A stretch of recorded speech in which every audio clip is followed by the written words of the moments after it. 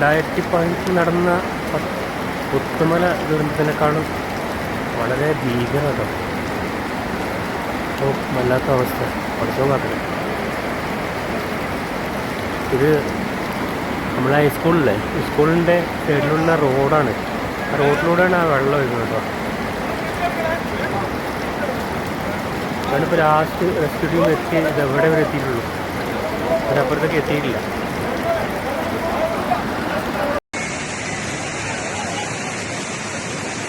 ഇതാണ് ഉരുൾപൊട്ടി വന്ന വഴിയാണത്. പുഴ ഇതിൻ്റെ ഈ വീടിൻ്റെ അങ്ങേ ഭാഗത്തു കൂടെയാണ് പുഴ പോകുന്നത്. രക്ഷാപ്രവർത്തനമാണ് സജീവമായിട്ട് നടക്കുന്നത്. അത് ആ വീടിൻ്റെ മുകളിൽ ആളുണ്ട്. അതാ ആ വീടിൻ്റെ മുകളിൽ ഉള്ള ആളുകളെ രക്ഷപ്പെടുത്താൻ വേണ്ടിയിട്ട് തെങ്ങ് വലിച്ച് പാലം പോലെ ഇട്ടിട്ട് ആളുകളെ രക്ഷപ്പെടുത്താനുള്ള ശ്രമം നടത്തുന്നു.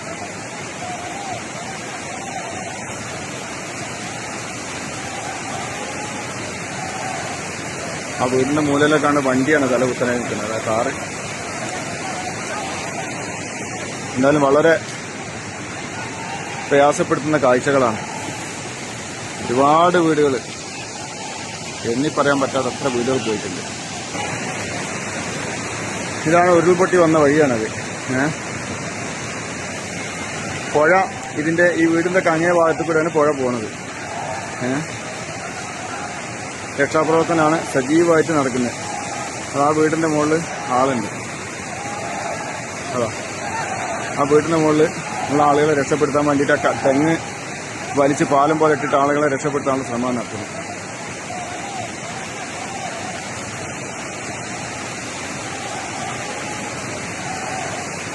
ആ വീടിൻ്റെ മൂലയിലേക്കാണ് വണ്ടിയാണ് തല കുത്തനായി നിൽക്കുന്നത്, ആ കാറ്. എന്തായാലും വളരെ പ്രയാസപ്പെടുത്തുന്ന കാഴ്ചകളാണ്. ഒരുപാട് വീടുകൾ, എണ്ണി പറയാൻ പറ്റാത്തത്ര വീടുകൾ പോയിട്ടുണ്ട്.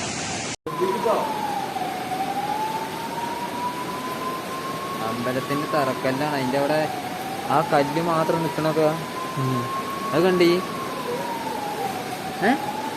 അത് ശ്രദ്ധിച്ചേ, ഒരു കൂമ്പാരം പോലെ. അമ്പലമൊന്നും ഇല്ല.